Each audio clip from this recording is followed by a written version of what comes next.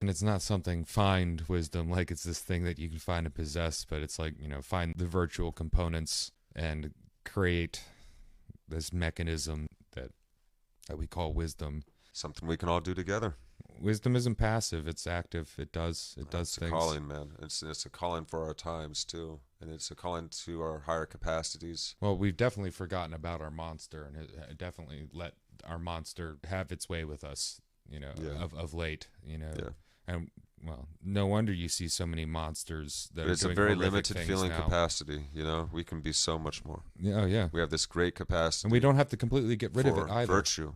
This idea Yeah, of like, well, you just got to get rid of the bad things. It's like, no, those bad you got things to actually. incorporate the impulses in a healthy way, Yeah. in a way that you know is going to be good for one and all. Hmm. And if we keep being guided by that simple unconditionality, that the consideration, the deep consideration, that orientation to life, that love itself gives us, not as just some emotion. It encompasses so many emotions, but as an actual orientation, the way of being for us as humans to operate through. It's a love of life. It's that sense of wonder. That's a state that we can live in all the time, increasingly so. It can be cultivated.